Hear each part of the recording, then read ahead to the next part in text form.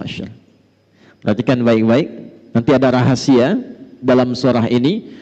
Orang yang mampu memahami ayat ini, menunaikan salat di waktu fajarnya dengan semangat fajar, Allah akan muliakan hidupnya, Allah akan bebaskan dari kefakiran, diberkahi kalau punya jabatan, diberkahi kalau punya harta, dan ditutup hidupnya dengan husnul khatimah, ditampakkan surganya sebelum wafatnya.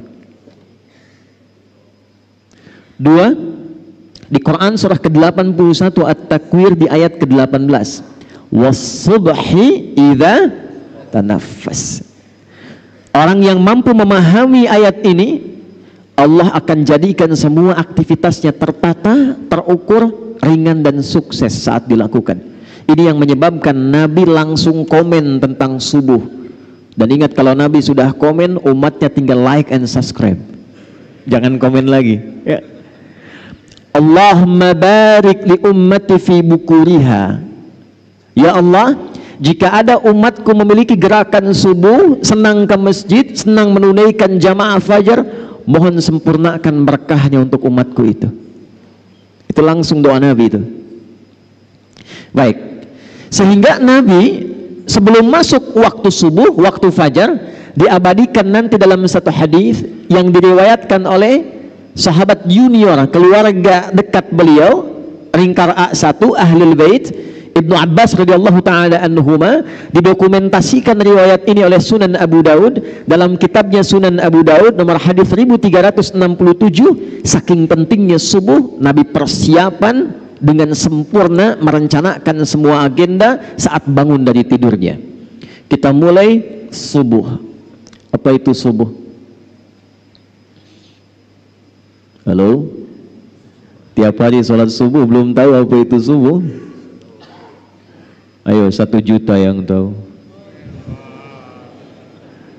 2 juta. Yang ngasih Pak Wali, bukan saya. 5 juta. Ini serius. Nah, udah waktu habis. Subuh itu bukan pagi pada asalnya. Subuh itu akarnya dari kata asbah, yang berarti sesuatu yang disiapkan dengan rapi, yang berarti rencana kegiatan yang dirapikan, yang berarti planning dari aktivitas yang disiapkan. Jadi kalau orang Arab itu bertanya begini, kaifa asbahta ya akhi, bagaimana kabarmu di pagi ini, di subuh ini, maksudnya bukan tanya kondisi tubuh. Kalau cuma tanya kabar, kaifa haluk, selesai. Tapi dia tanya, bagaimana kabarmu hari ini dan kegiatanmu di hari ini? Apa yang akan kau kerjakan di jam 8 nanti? Apa yang kau lakukan di jam 9 nanti? Sudahkah engkau punya kegiatan yang tertata di pagi ini? Itu asbah. Sifat dari itu, kalau kita siapkan menjadi agenda yang terukur, yang akan kita kerjakan di setiap hari yang kita lalui, maka sifatnya berubah menjadi subuh namanya. Nah, karena itulah kemudian ketika Allah berfirman dengan sumpah di Quran surah ke-81 At-Takwir ayat ke-18, was-subhi idza tanaffas, dan aku bersumpah demi waktu subuh yang aku bentangkan keberkahannya. Perhatikan cara menerjemahkannya langsung dengan tafsir. Idza tanaffas, ketika tiba waktu subuh itu, maka siapkan agenda terbaikmu bersamaan dengan nafas pertama yang aku anugerahkan kepadamu saat bangun itu. Sehingga semua alam itu sudah menyiapkan agenda terbaik untuk berbuat kebaikan. Silahkan cek matahari saja, itu ketika mulai bertugas membelah kegelapan malam, menunjukkan kebaikan pada manusia dengan perintah Allah, dimulai dengan subuh. Tumbuh-tumbuhan, kapan mereka memberikan manfaat dan menebarkan oksigen? Itu dimulai waktu subuh. Saya waktu di Belanda kemarin, berapa waktu lalu saya di Belanda, di Utrecht, kami ditempatkan di satu villa dengan alamnya yang sangat indah, udaranya bagus, bawahnya itu kanal-kanal indah. Di Belanda itu kanalnya disambungkan ke 13 provinsi, jadi kalau macet di darat, mereka itu pakai jalur kanal. sungai. Pak, saya tes keluar sebelum subuh ke balkon hanya untuk mengecek udara. Belum segar, Pak. Lalu saya tunggu, begitu tiba waktu subuh, waktu Utrecht di Belanda, begitu tiba waktu itu berubah udaranya dari yang tadinya agak pengap padahal tumbuhan banyak karena masih karbon dioksida. Begitu tiba subuh, tiba-tiba berubah semua, segar, nyaman, indah. Was-subhi idza tanaffas. Anda bisa bayangkan, mohon maaf, begitu subuh tiba matahari sudah beramal saleh. Begitu subuh tiba tumbuhan sudah beramal saleh. Begitu tubuh tiba, hewan sudah beramal saleh, ayam sudah berkokok, binatang sudah bertasbih. Mereka sudah punya giat, rencana kegiatan yang disiapkan, dan mereka tidak dihisab.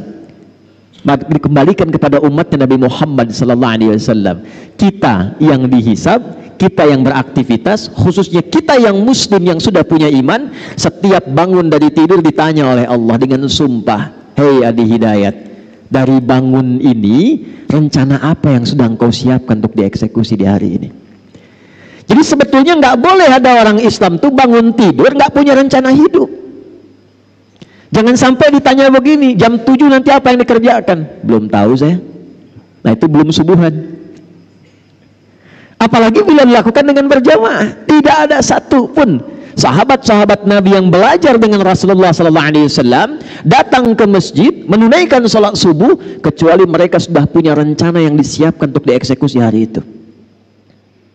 Pak Wali datang subuhan, rencana apa yang disiapkan di hari ini? Jam 7 ada di mana? Jam 8 kerjakan apa? Jam 12 ada di mana? Itulah subuh.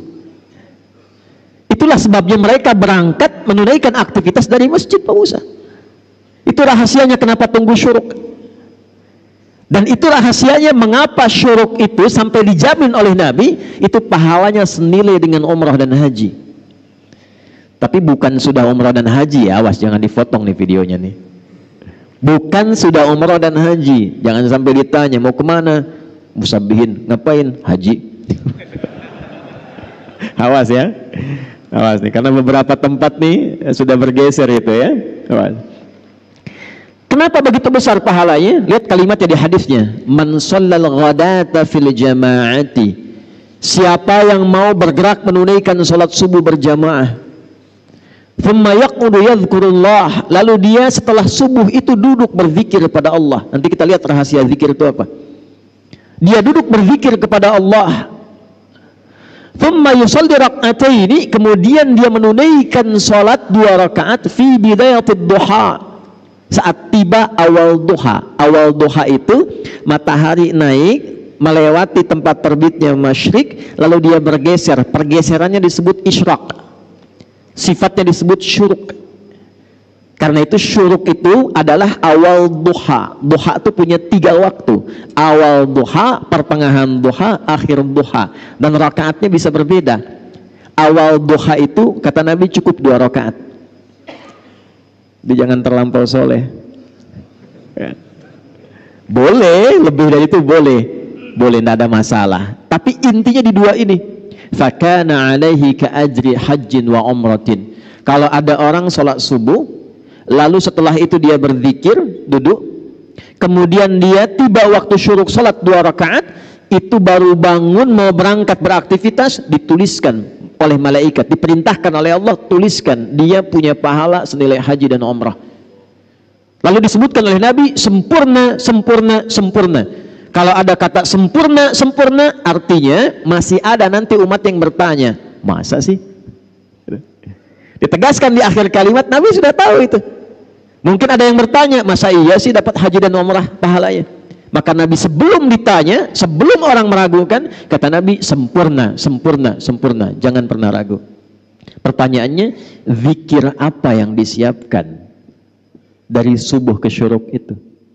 Itulah jawaban yang didapatkan di Sunan Abu Daud nomor hadis 1367.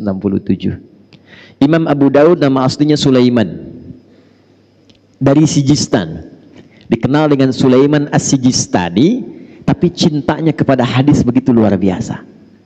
sampai hafal banyak hadis, lisannya begitu lunak membacakan hadis, bukan hanya sanad, matan, tapi statusnya. Jadi kalau ditanya, ya imam, ini hadis apa? Ini statusnya begini, ini sahih, ini dhaif, yang ini mungkar, yang ini matruk, ini maudhu, ini statusnya begini.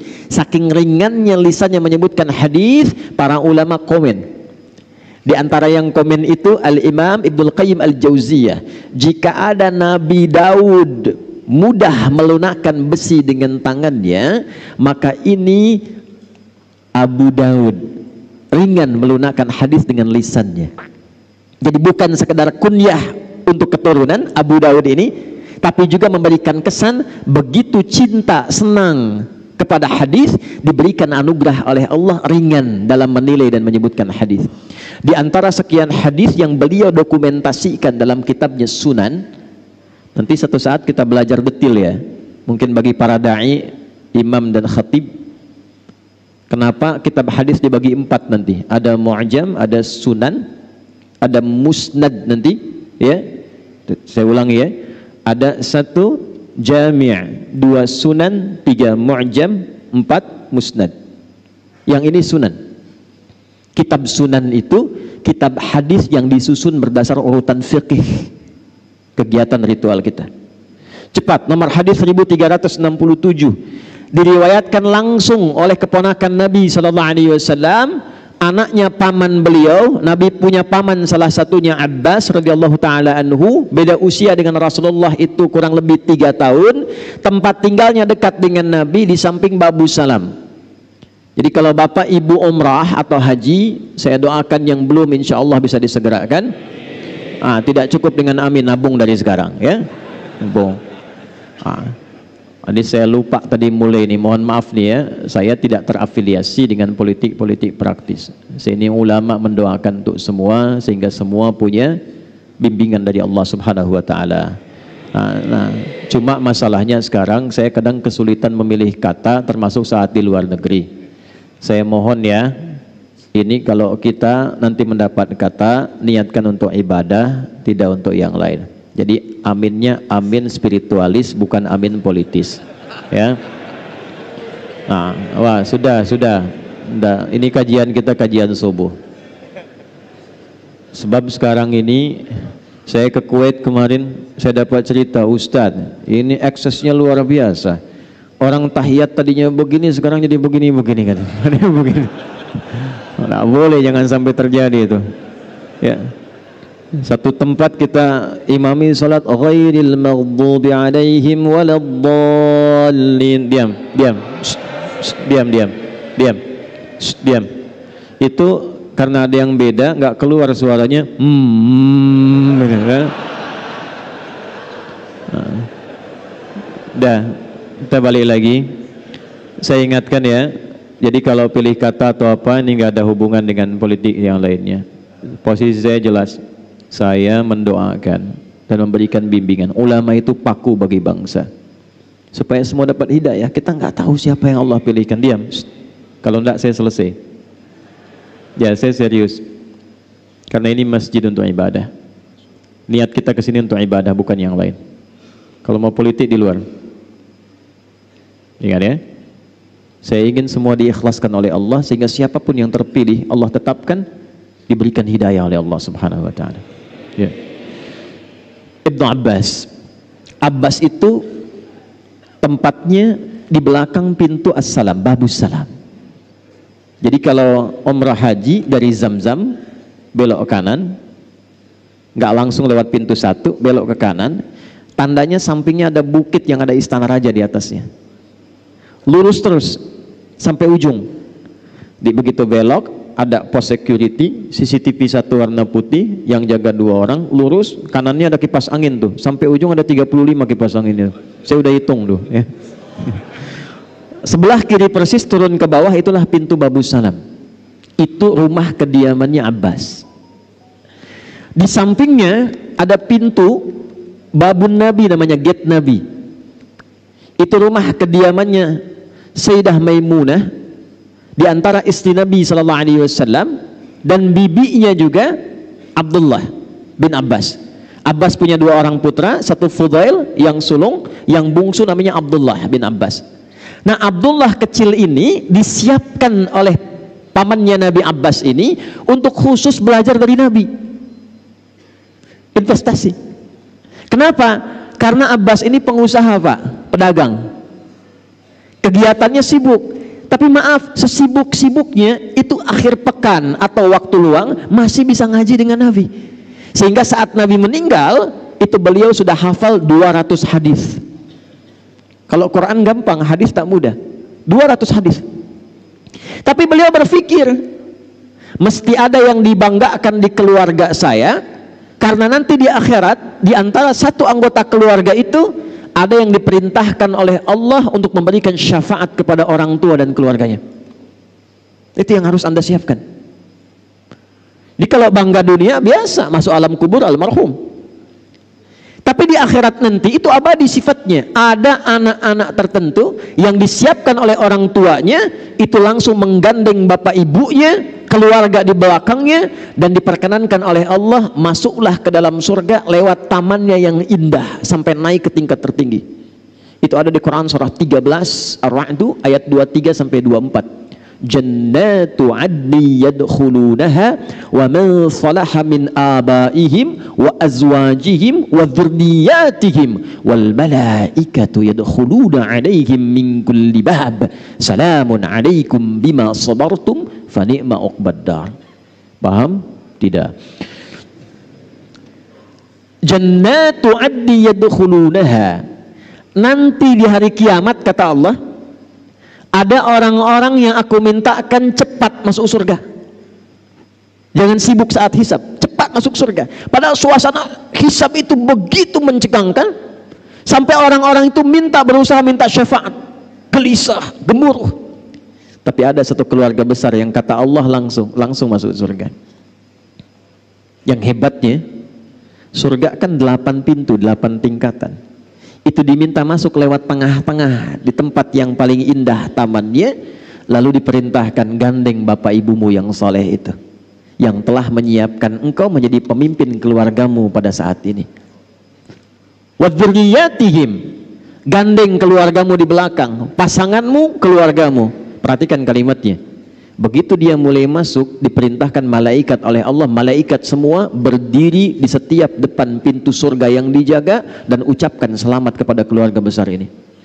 Maka malaikat masuk dan berdiri di setiap pintu surga. Wal malaikatu yadkhuluna alaihim min kulli bab salamun alaikum bima sabaratum. Ucapan selamatnya, selamat keluarga besar karena Anda telah sabar meniti jalan ke sini saat di dunia. Sabar. Saat turun ayat ini dibaca oleh sahabat. Di antara yang baca dengan sempurna itu paman Nabi Sallallahu Alaihi Wasallam. Beliau seorang pedagang. Beliau pekerjaannya sibuk. Kadang juga merantau. Walaupun sesekali masih ikut kajian Nabi. Tapi kalau saya boleh cuman hafal 200, anak saya mesti lebih dari saya. Bapaknya nggak hafal Quran, anaknya mesti hafal. Bapaknya mungkin bukan ahli fiqih, tapi satu di antara anak saya mesti menjadi ahli fiqih. Maka disiapkanlah Abdullah kecil ini yang usianya dari sejak dini 2 tahun, 3 tahun disimpan di majlis Nabi.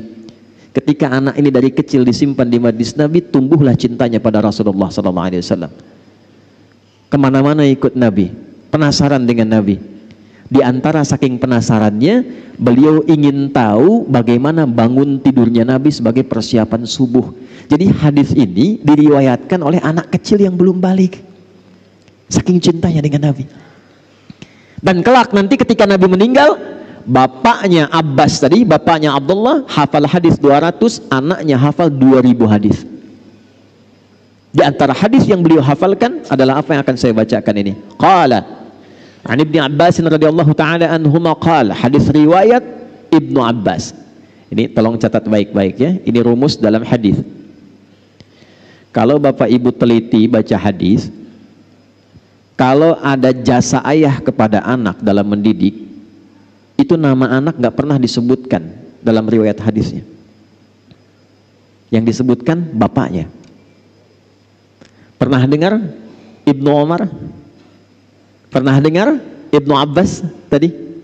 Yang kita tahu kan Ibnu Abbas, Ibnu Umar. Nama aslinya siapa? Ibnu itu anak laki-laki, Umar anak laki-lakinya Umar. Ibnu Abbas anak laki-lakinya Abbas. Nama anaknya nggak disebut, Abdullah nggak disebut. Kenapa? Untuk memberikan petunjuk pada umat di masa depan. Nih, ini seorang bapak hebat, seorang ibu hebat, bisa mendidik anaknya sampai sukses. Kalau anak sukses, bapak ibunya ikut dalam namanya. Bukan cuma pahalanya, tapi namanya pun akan dikenang. Ada anak pesantren hafal Quran, ngimami subuh misal di Masjid Al-Musabbihin, bacaannya bagus. Yang ditanya pertama kali, anak siapa tuh? Anak siapa? Maka kalau bapak ibu ingin dikenang, jadi orang hebat, melintasi zaman, bukan cuma saat ini, 10 tahun ke depan masih orang tahu, 20 tahun ke depan masih orang tahu. Di akhirat namanya diviralkan oleh Allah, panggil lewat malaikat. Apa yang harus disiapkan? Investasikan satu di antara anak itu menjadi anak yang baik, yang dekat dengan Allah Subhanahu wa ta'ala. Maka Ibnu Abbas mengatakan dari hasil pendidikan ayahnya, perhatikan kalimatnya. Kana Nabiyyu sallallahu alaihi wasallam, adalah kebiasaan Nabi sallallahu alaihi wasallam jika bangun di malam hari sebagai persiapan subuhnya. Fajalasa, duduk dulu. Kata Ibnu Abbas tuh kalau beliau tuh bangun tengah malam lebih sedikit atau pas atau kurang sedikit. Saya konversikan ke waktu Indonesia, kurang lebih patokannya jam 2 lah. Lewat sedikit, mungkin 2/4, setengah 3, atau kurang sedikit setengah 2. Itu kebiasaan Nabi bangun. Jadi saking pentingnya subuh, disiapkannya oleh Rasulullah bangunnya sebelum subuh. Saking pentingnya subuh. Dan jadi kebiasaan, kata Ibnu Abbas. Apa yang dilakukan oleh Nabi? Maka saat bangun itu beliau duduk dulu. Ini sunnah. Jadi bukan bangun langsung baca doa, bukan. Ya, bangun tuh duduk dulu. Dalam duduk itulah dibiarkan dulu darah mengalir, tenang dulu. Yang kedua, famasaha biyadihi min athari naumi. Beliau kemudian menggunakan bagian tangannya yang bersih untuk menghilangkan bekas kantuknya. Hilangkan dulu ngantuknya. Ya, jadi bukan bangun tidur langsung baca doa, tidak. Doa itu bagusnya dibacakan dalam keadaan sadar dan khusyuk.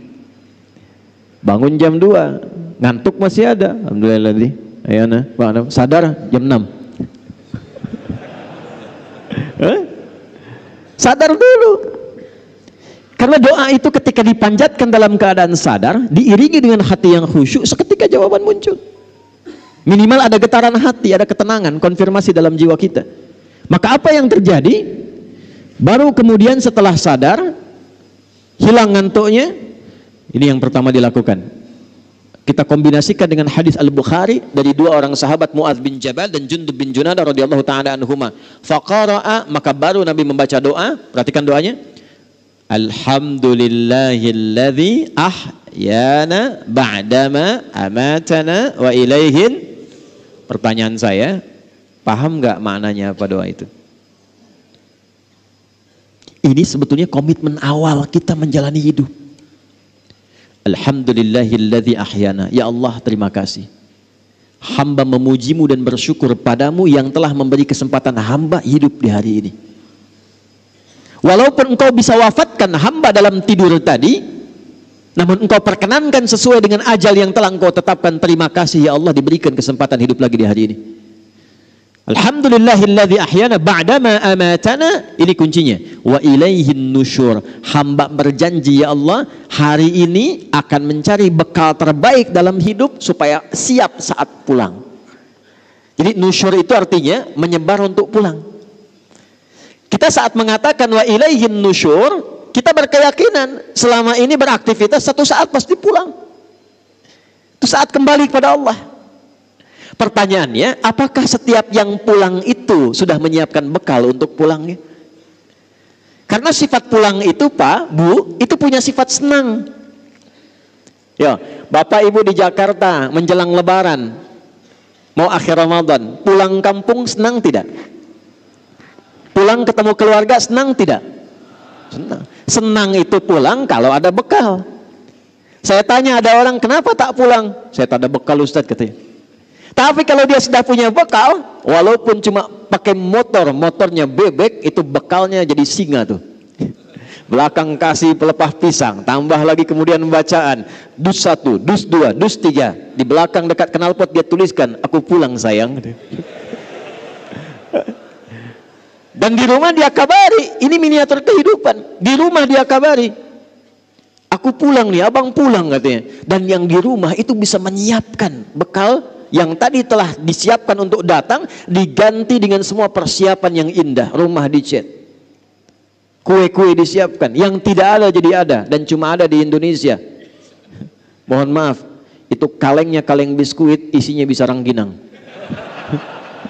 Saya tidak sebut nama supaya tidak endorse gitu ya. Nah itu miniasi dunia, makanya disebut Id. Id itu pulang. Innallaha la yukhliful mi'ad. Mi'ad itu waktu pulang. Tempat pulang disebut ma'ad.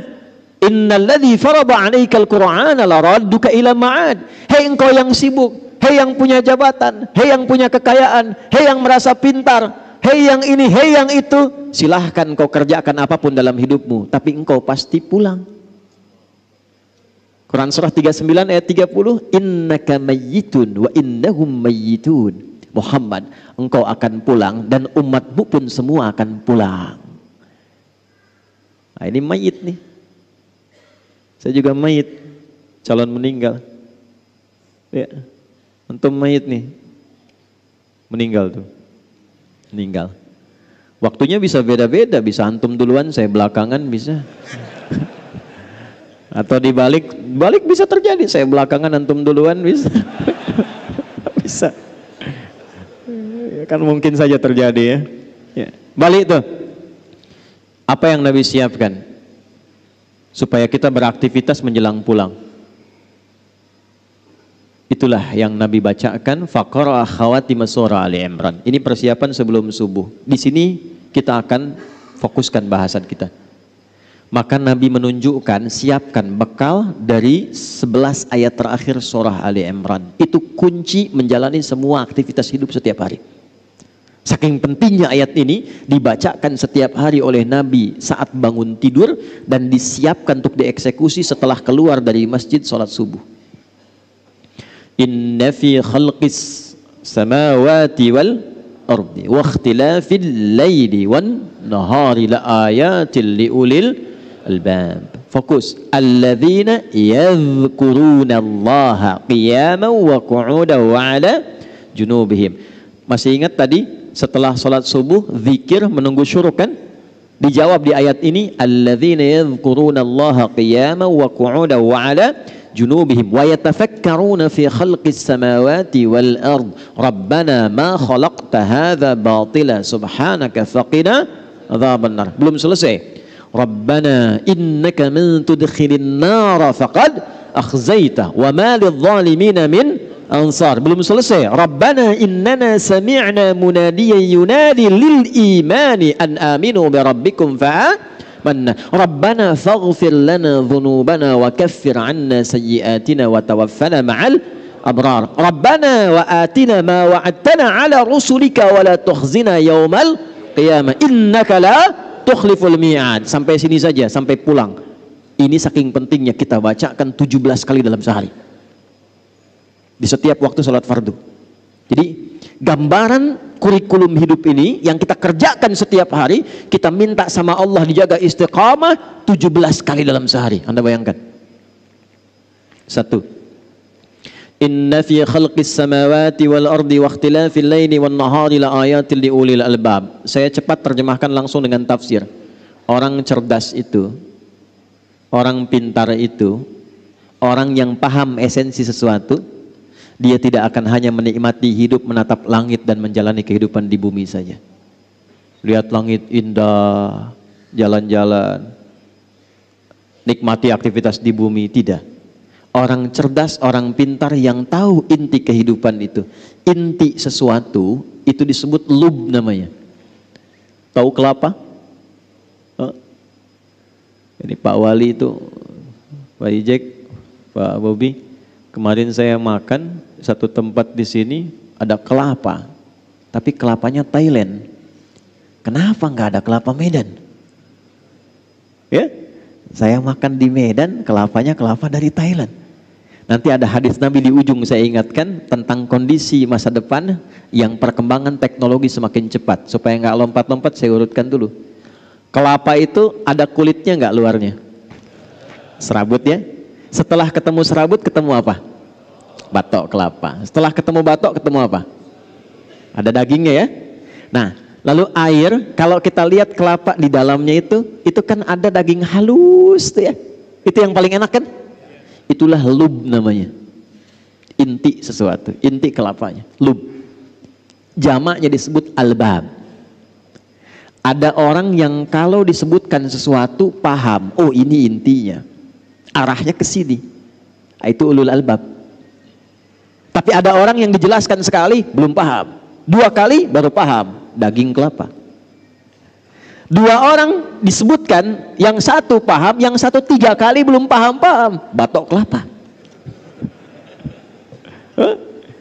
Disebutkan sesuatu diarahkan, berjam-jam diberi arahan, nggak mau paham, serabut tuh namanya. Dan biasanya yang sering kejebak dengan serabut kelapa itu monyet. Coba lihat monyet tuh, sering kejebak dengan serabut kelapa. Jadi bedanya hewan dengan manusia, manusia itu didesain oleh Allah inti otaknya itu dan inti hatinya untuk cerdas dan pintar. Tidak ada manusia bodoh. Cuma di lagu. Ada band yang bandnya sudah nggak ada. Nggak ada manusia bodoh. Semua manusia diciptakan Allah pintar. Nah, tingkat tertinggi yang pintar itu disebut oleh Al-Quran dengan ulul albab. Siapa ulul albab ini? Tingkat tertingginya yang paham tugas dia dalam menunaikan kehidupan di bumi untuk pulang ke akhirat. Jadi kalau cuma mengumpulkan harta, berangkat gelap, pulang gelap, harta banyak, akhir pekan liburan, tunjukkan, bikin status, maaf, itu belum ulul albab, itu baru batok kelapa. Karena jahiliyah pun banyak begitu. Kalau cuma berebut, untuk dapat kedudukan, berebut sampai naik tingkat tertinggi, bangga dengan itu, pasang baligo besar-besar, hanya untuk mendapat kedudukan, bukan untuk menggunakannya pada yang baik, itu baru batok kelapa. Karena jahiliyah itu banyak mengerjakan demikian. Ketika Al-Quran turun dan ingin merubah orang-orang Islam jadi orang pintar, orang bermanfaat, orang berbahagia, orang sukses, maka turun ayat. Orang pintar itu orang yang paham esensi kehidupan, untuk apa dia ada di dunia dan bagaimana dia cara pulang meninggalkan dunia. Maka apa yang dia lakukan? Alladzina yadhkurunallah. Maka dia berkonsultasi tersambung kepada pencipta langit dan bumi. Ya Allah, kenapa saya diciptakan? Apa tugas saya? Untuk apa saya menjalani kehidupan di bumi ini?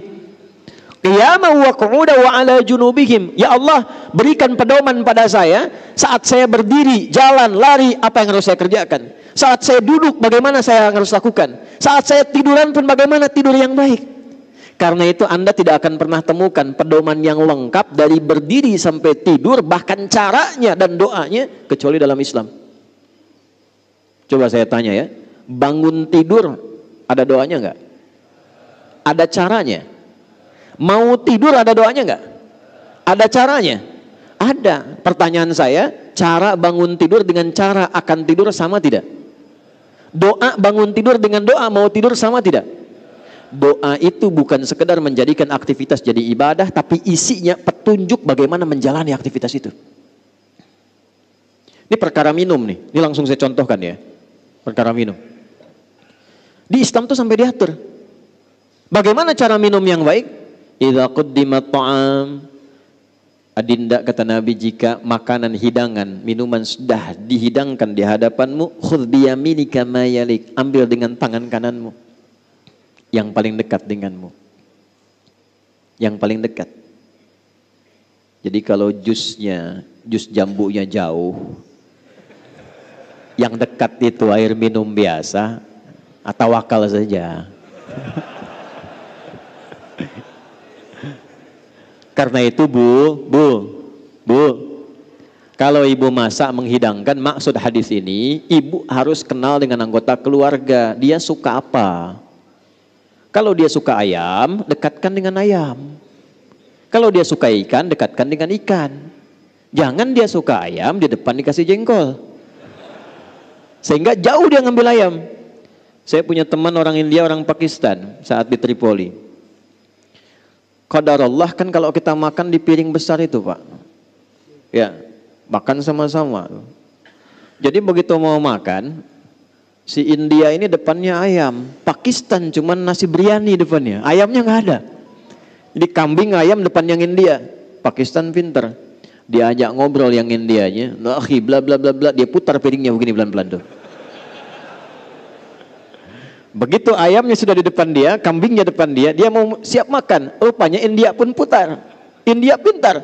Dia bilang sama kawannya Pakistan, ya akhi, udid dunya ila qurratiha. Kawan, kita kembalikan dunia pada porosnya. Dia putar lagi dulu. Kita kembalikan dunia pada porosnya. Ya. Maka apa yang dilakukan pertama kali? Ya Allah bimbing kami. Seperti apa kami beraktivitas? Perhatikan kalimatnya. Kalau engkau terkoneksi dengan Allah secara baik, maka tidak ada kegiatanmu satu pun kecuali dibimbing oleh Allah. Bimbingan itulah yang datang lewat doa. Sehingga semua doa kita itu beda-beda. Itu ada isinya.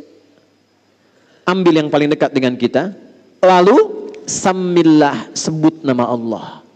Bismillahirrahmanirrahim. Ada seorang ulama kita itu gak mau viral dan jarang ketemu orang. Itu kalau sudah menghadapi makanan minuman, beliau itu memakai pakaian terbaiknya, tidak pernah pakai kaos oblong. Makanan, lalu sisir yang rapi. Setelah itu baru dinikmati. Muridnya lihat, berapa kali selalu begitu. Ketika ditanya, ya Syekh, Tuan Guru, kenapa engkau ketika mau makan minum tampilanmu begitu rapi? Kata beliau, bukan karena makanannya, tapi saya berterima kasih dan bersyukur kepada Allah yang telah memberikan anugerah rezeki itu kepada saya. Jadi saat saya makan, saya merasa Allah mengawasi saya. Saya bersyukur dengan semua itu. Sebut nama Allah. Bismillahirrahmanirrahim. Di semua aspek. Nah, sebelum kita mengeksekusi itu, wa yatafakkaruna fi khalqis samawati wal ardh. Siapkan tafakkur. Apa itu tafakkur? Tafakkur itu merencanakan dengan pikiran kita, menyiapkan agenda yang terstruktur, dibimbing oleh akal kita. Mau dikerjakan apa? Berdiri, duduk, dan tiduran di hari itu. Susun agenda. Mau bangun jam berapa? Pagi ada di mana? Siang mengerjakan apa? Malam mau istirahat jam berapa? Orang pintar itu dia susun agendanya. Bagaimana saat ia kerjakan ini tersusun dengan rapi, lalu kemudian dia niatkan pekerjaan itu untuk mencari bekal pulang. Itulah ulul albab. Ya, ada pedagang pengusaha di sini. Saya mau tanya, Anda usaha itu untuk apa? Hah? Dapat harta. Bagus, memang betul begitu. Nggak usah takut ya. Kalau sudah dapat harta mau apa? Kaya, umroh, boleh, nggak apa-apa. Lihat baik-baik nih, lihat baik-baik. Kalau cuma kita mencari harta untuk kebutuhan dunia, itu umum, sah-sah saja. Dan di Quran ada ayatnya, Al-Baqarah ayat 200. Wa minan nasi may yaqulu rabbana atina fid dunya.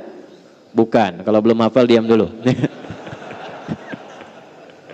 Wa ma lahu fil akhirati min khalaq. Ada orang-orang itu yang hidupnya lelah dia untuk mencari dunia, untuk dunia aja, tapi akhirat gak dapat apa-apa. Nah, yang ideal itu ada orang yang dunianya dia bahagia, akhiratnya pun dia mulia.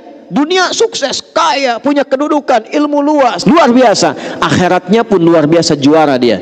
Itulah ayat 201 yang sering kita hadirkan dalam doa. Wa minhum may yaqulu rabbana atina fid dunya wa fil akhirati hasanah wa qina. Sukses dia, bahagia dia. Nah, bagaimana cara mengonversi itu? Pertama, lihat pesannya, langsung diterapkan oleh Nabi lewat bahasa Quran tadi. Was-subhi idza tanaffas. Kalau sudah menjelang subuh, malam-malam tuh siapkan dulu apa rencana besok. Karena itu Nabi itu sebelum tidur, itu yang dilakukan evaluasi dulu. Tadi kerjakan apa seharian ini?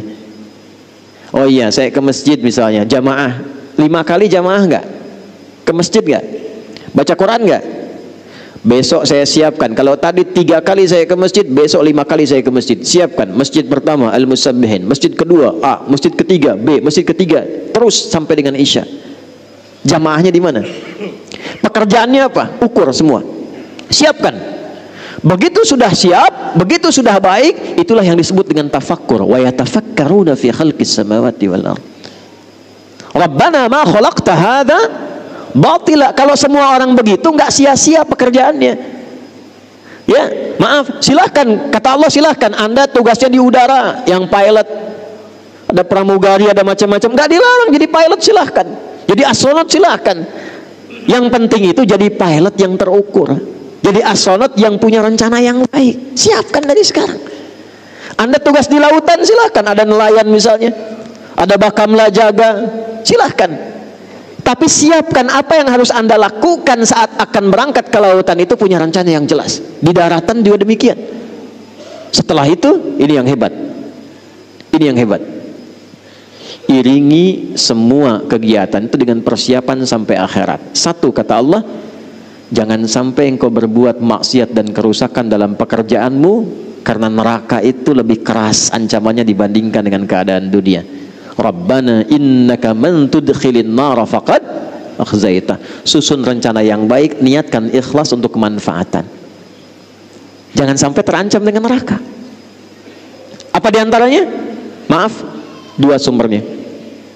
Neraka itu cuma dua sumbernya. Satu fahsya, dua mungkar. Fahsya, keburukan yang diingkari oleh hati, sumbernya syahwat faraj.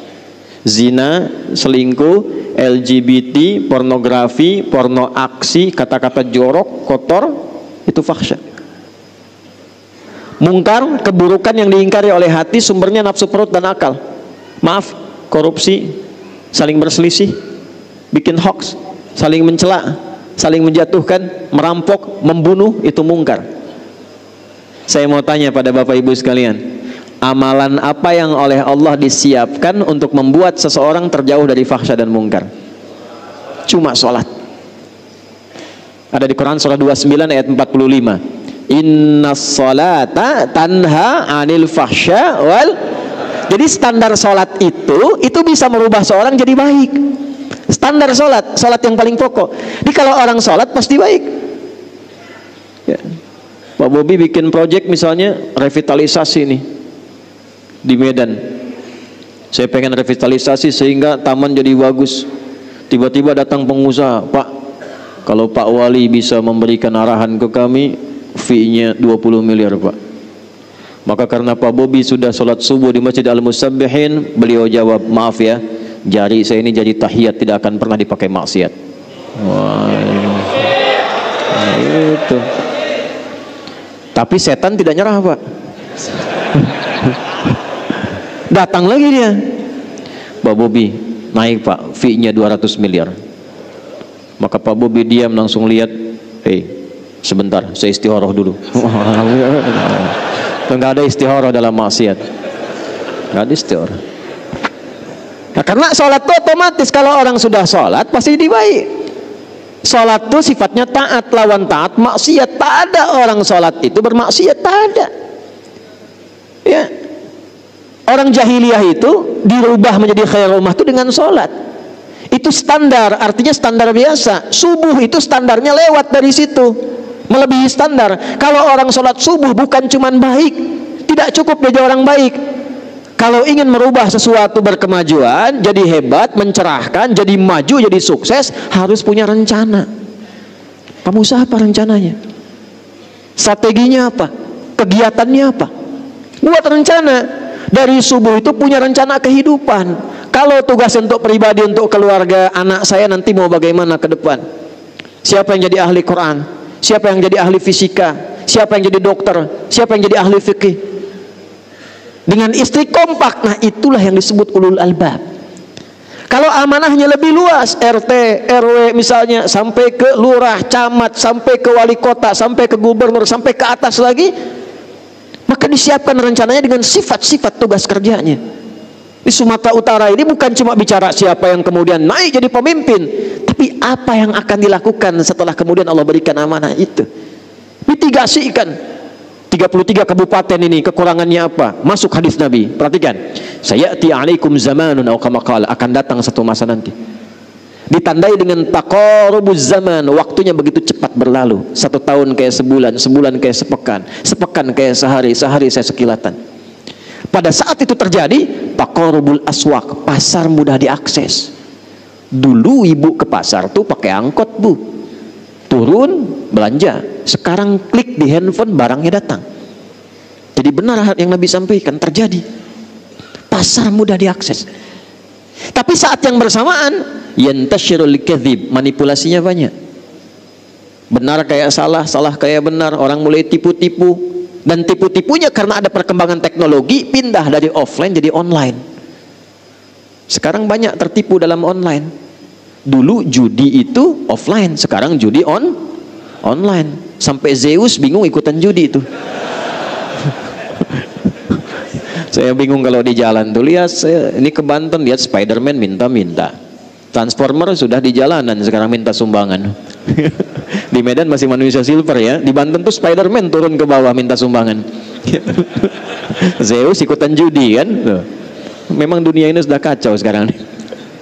Tantasyirul fitan, ya fitnahnya makin banyak. Jadi kalau kena fitnah biasa saja. Memang kata Nabi fitnahnya makin banyak, berarti nabinya benar. Syukur itu. Cuman yang mesti dilakukan apa? Sambut hadis Nabi itu. Saya ceramah ke beberapa institusi di daerah itu. Nabi bilang akan ada masa perkembangan teknologi.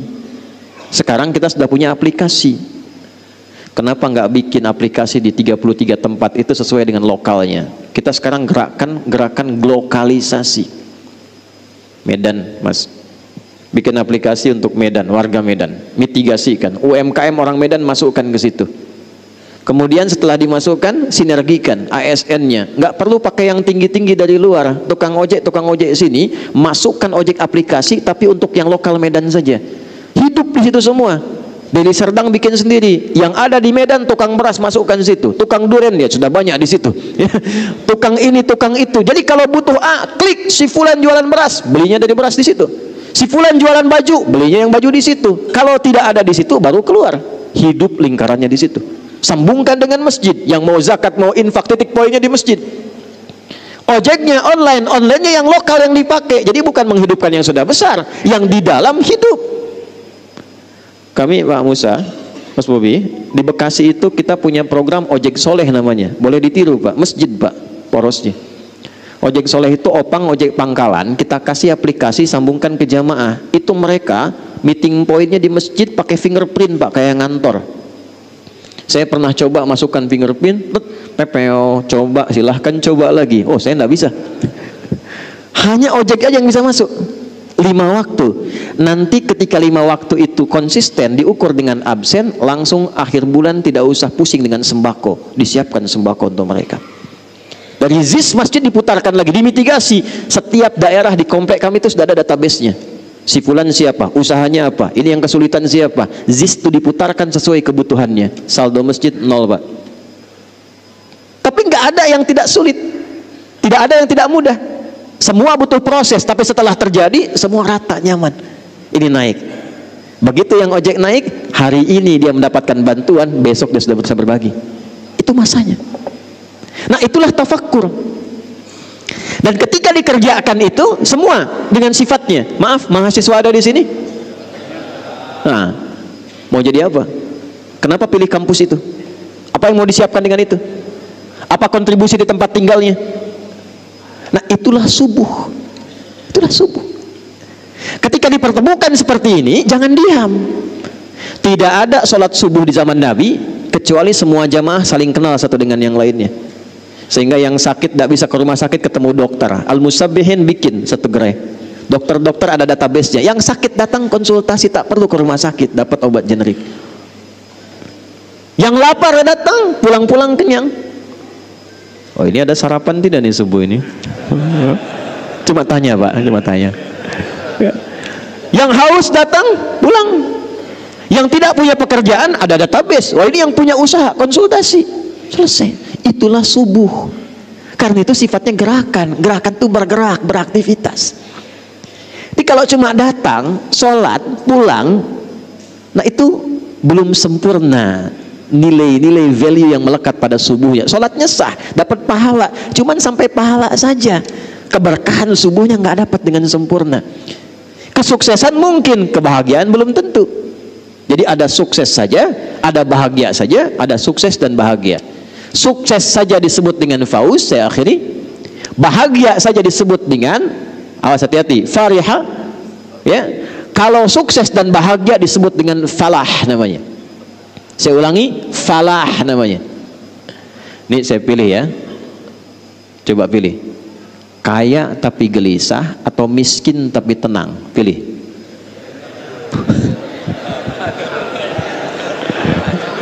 Kaya tapi ya sudahlah, terlihat mukanya begitu. Nah, kaya dan tenang itu namanya falah. Falah. Orangnya disebut muflih, jamaknya disebut muflihun. Allah bersumpah langsung di Quran surah 23 ayat 1 dan 2. Qad aflahal mu'minun. Orang beriman itu pasti sukses dan bahagia. Apa amalan yang mengantarkan pada sukses dan bahagia itu? Ayat 2, alladzina hum fi salatihim khashi'un. Kalau salatnya khusyuk, maka supaya khusyuk dipanggillah dia dengan kata falah dalam salat. Saat azan itu berkumandang, Anda tanya, kenapa saya mesti salat? Dijawab langsung oleh suara muadzin, hayya 'alas shalah. Kenapa saya mesti salat ya Allah? Jawab, hayya 'alal falah, supaya engkau sukses dan bahagia.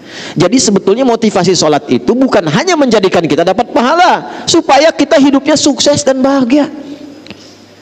Kalau kesuksesan itu diraih, kebahagiaan didapat karena kita ingat Allah, berpijak pada Allah, maka sadarlah kita akan keagungan Allah. Itulah yang menjadikan setelah hayya 'alal falah, ingat Allah lagi. Allahu akbar, Allahu akbar, la ilaha illallah.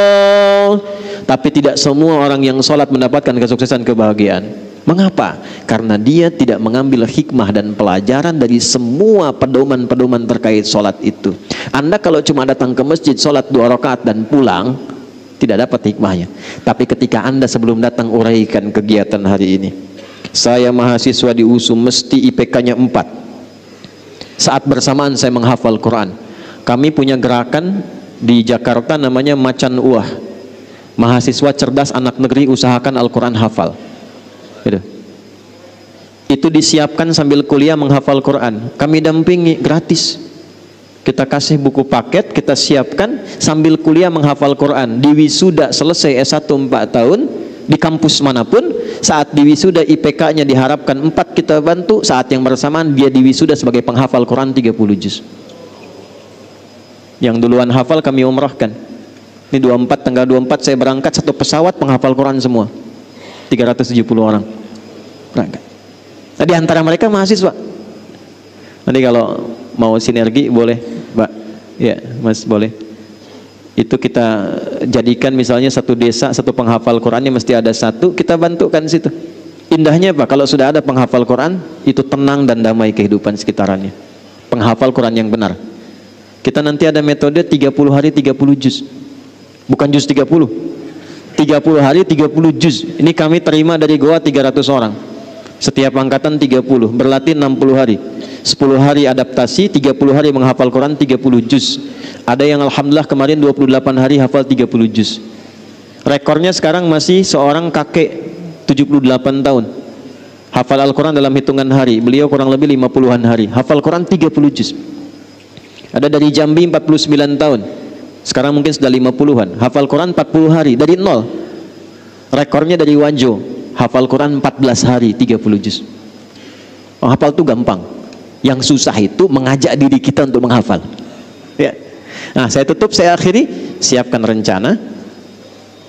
Apa sifat kegiatan kita? Sebelum dieksekusi, datanglah kepada Allah untuk minta taufik dan petunjuk serta kemudahan. Datangnya kita ke masjid untuk sholat itu bukan sekedar sholat, minta sama Allah, ya Allah saya punya agenda nih, ya Allah saya punya kegiatan, fa idza faraghta fansab wa ila rabbika. Nah, wa ila rabbika farghab itu datangnya lewat sholat. Makanya kenapa sholat pertama disebut dengan fajar? Karena ada pancaran dalam tubuh kita merespon panggilan Allah. Allahu akbar, Allahu akbar. Sudah subuh nih, siap ya Allah saya datang. Datang dengan agenda. Sujud kita minta, ya Allah mudahkan urusan saya, lindungi pekerjaan saya, berkahi hidup saya, sayangi keluarga saya. Urutkan. Itu yang dimaksudkan. Itulah kemudian Allah bersumpah di surah Al-Fajr, wal fajr walayalin wasyaf'i wal. Tiap tahun mesti begitu sampai ketemu puncak tahun. Sehari ke-10 di bulan Idul Adha. Nah, qasam di Quran surah 89 sumpahnya itu wal fajri, di situ kata para ulama tentang keutamaan fajar saat Idul Adha. Tapi maksudnya berlatih setiap tahun supaya setiap pagi itu begitu aktivitasnya setiap tahun sampai ketemu Idul Adha, sampai ketemu Idul Adha. Kalau bisa dikerjakan, saya tutup. Tidak ada satupun orang yang dapat rezeki kecuali puas. Ketika dapat dia berbagi, punya kedudukan dia manfaat.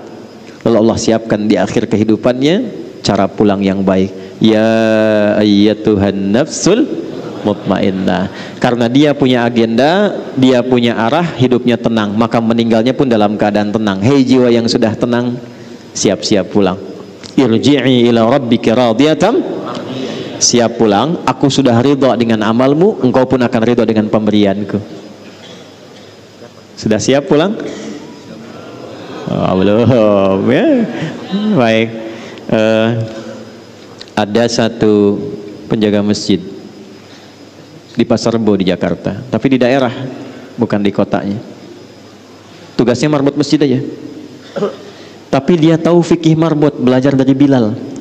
Dinikmati kerjanya, Pak. Nanti ada belajar ya, ada belajar. Saya entah mengapa beliau ini saking ikhlasnya datang orang Qatar. Qatar, Pak, lampu merah sonoan dikit tuh. Datang ke situ hanya untuk bertemu orang itu dan tidak tahu dari mana tahunya. Datang, beliau bilang, saya ingin renov musola ini, tapi bapak saja yang jaga. Ini kisah nyata. Singkatnya direnov jadi. Begitu jadi ditingkatkan cintanya pada masjid. Yang buka masjid beliau, yang bersihkan beliau, yang azan beliau, qomat sampai ngimami beliau, semua bersih. Satu kali hari Kamis puasa, nunggu buka ba'da asar, sudah rapikan masjid tuh orang sholat, tiduran dekat karpet. Karena punya kurikulum, punya persiapan amal, punya strategi beramal, beliau sudah paham ini cuma sementara. Saat pulang itu nggak akan disebut ini marbot, ini penjabat, ini rakyat, ini ustadz. Yang penting saya siapkan bekal pulang. Itu cuma tiduran, Pak. Tiduran di tempat yang dirawat, di tempat yang diberkahi itu cuma merem-melek. Ya ayyatuhan nafsul mutmainnah. Meninggal beliau di tempat yang beliau abdikan, di tempat beliau ibadah, dalam keadaan yang tenang, sukses beramal. Cara pulangnya, meninggal cuma merem-melek, meninggal. Maaf ya, hati-hati pojok tuh sudah ada yang merem-melek tuh. Nah, itulah subuh. Ya. Jadi saya tidak menginginkan kita mengerjakan sesuatu tapi kita tidak paham apa yang dilakukan. Maka kesimpulannya satu, subuh bukan sholat biasa, tapi menjadi gerakan bagi kita untuk bisa memaksimalkannya dan mendapatkan nilai-nilai kebaikan di dalamnya. Satu. Dua, subuh sifatnya gerakan, tapi gerakan yang merubah hidup kita. Makanya baca lagi surat Al-Fajr tadi. Maaf ya, yang tadinya buruk perilaku, yang gak suka berbagi, yang jelek sifatnya, yang suka bertindak yang kotor dengan lingkungannya, itu ketika datang subuh berubah dia. Yang cari-cari harta sibuk sekarang berubah, bagaimana bisa mengolah hartanya dengan baik. Ini datang subuh, jangan lihat banyaknya, tapi dari yang banyak ini saat pulang, siapa yang bisa menanamkan pada dirinya untuk berubah menjadi pribadi yang lebih baik. Dua. Tiga, subuh itu salat jamaah dengan bisifati ta'aruf, saling mengenal. Kalau bisa digerakkan, wali kota di level gubernur naikkan subuh itu untuk yang muslim, kenalkan, jangan cuma datang, bikin program kenalan. Kalau bisa bikin database nih ya, Pak Jamal, masjid ini punya database minimal dari warga sekitarannya, kenalkan. Nanti wali kota, gubernur, macam-macam kunjungan, kenalan. Itu kalau sudah begitu nggak ada masalah-masalah yang didapatkan di masyarakat kecuali tuntas karena kenal langsung di lapangan. Nah, itulah ilmu belusukan Nabi yang ditiru oleh Umar pada masa itu. Sehingga ketika Umar jadi khalifah, jadi pemimpin, itu sudah biasa dengan belusukan dan tidak bawa kamera. Ya, karena masa itu belum ada. Masa itu belum ada. Kalau ada ya dipakai juga untuk dokumentasi dan nyampaikan ke masyarakat bahwa ini program kita. Ya, bukan untuk bikin status. Jamaah juga begitu tuh, foto-foto macam-macam ya. Nah, niat innamal a'malu bin. Nah, yang terakhir ini yang paling penting, subuh membuat kita semakin bersaudara, semakin mencintai, menyayangi. Saya tutup, Nabi tidak pernah melihat dalam subuh kecuali sebelum sholat beliau tengok siapa di saf mana jamaah-jamaah itu, sampai Nabi tahu siapa yang ada di posisinya. Saya akhiri dengan singkat, seorang jamaah di sayap kanan hilang di era Nabi. Nabi tanya, mana si fulan? Belum ketahuan ya Rasulullah. Tunggu sampai dekat ke akhir habis sholat subuh. Ini kisah nyata. Karena waktunya mau habis, diputuskan sudah kita mulai sholat. Begitu selesai sholat gak ada, kita tengok ke rumahnya. Datang disusuri, ternyata ya Allah ya Rabbi, ketemu rumahnya agak jauh, yang tersisa hanya istrinya. Ditanya, aina zaujuk, kemana suamimu? Ya Rasulullah, dia telah kembali kepada Allah, meninggal. Itu sampai dicari, ditemukan sudah meninggal. Nabi cari. Nabi bilang gini, ada yang aneh enggak sebelum meninggal? Tidak ya Rasulullah, cuma dia bilang begini, ya Allah, kenapa kau gak makin jauh? Ya Allah, kenapa bukan yang baru saja? Itu aja yang saya bingung ya Rasulullah. Kata Nabi, bukan.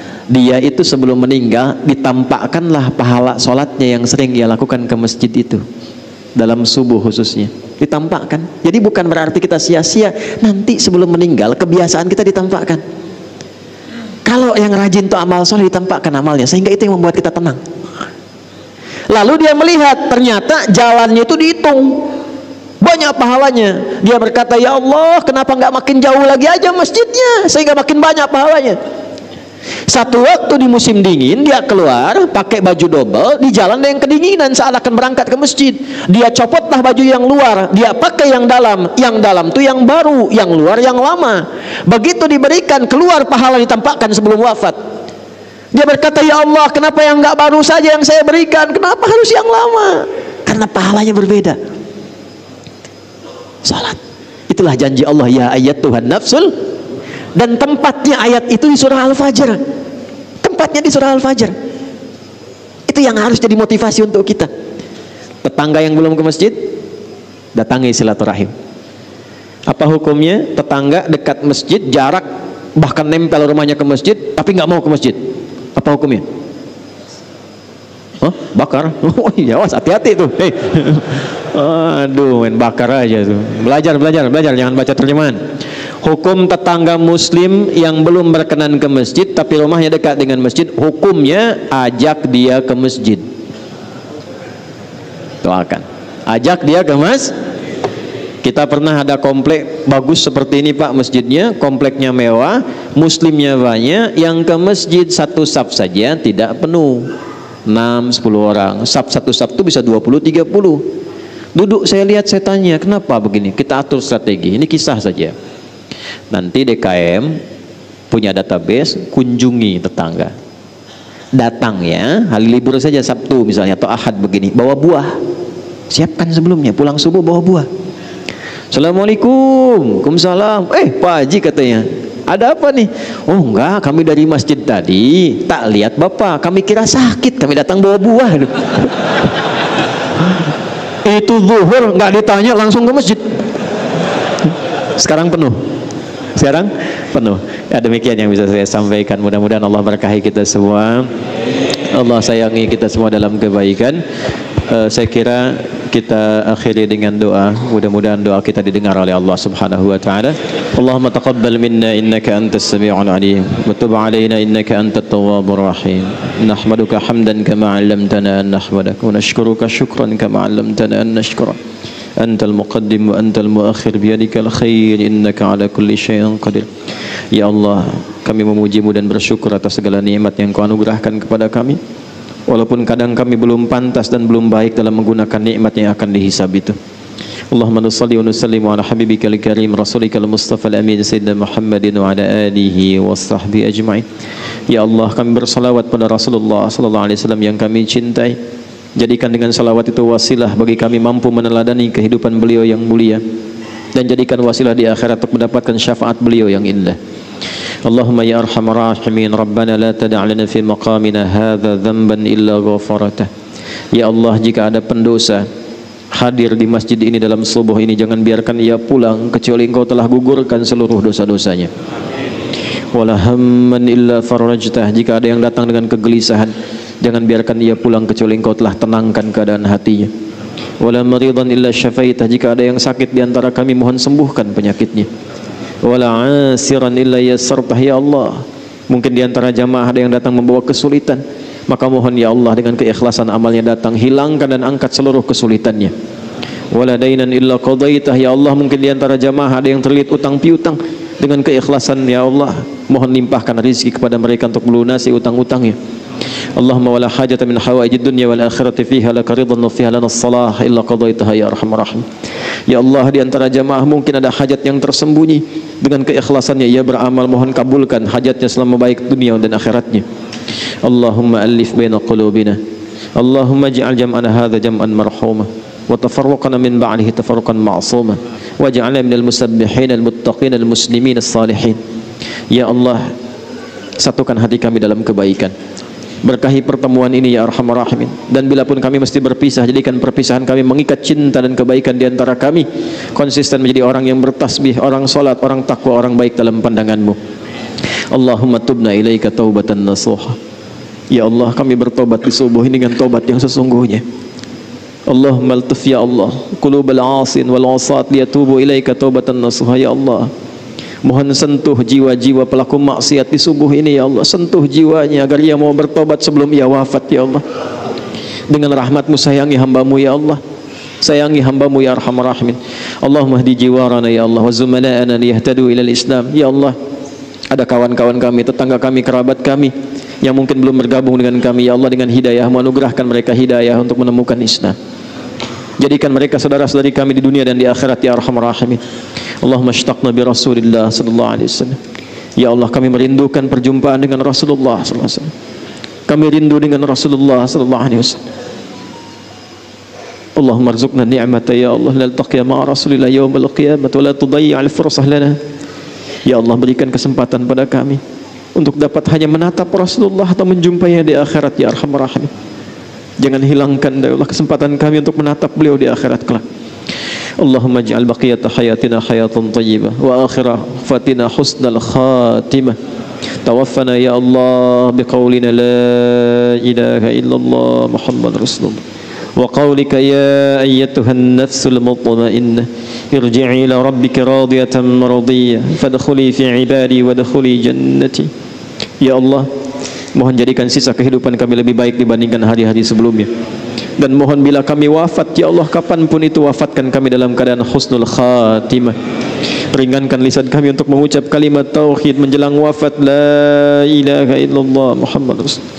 Dan mohon jawab kalimat kami dengan panggilan-Mu yang indah, hei jiwa-jiwa yang tenang, cepat pulang kepadaku.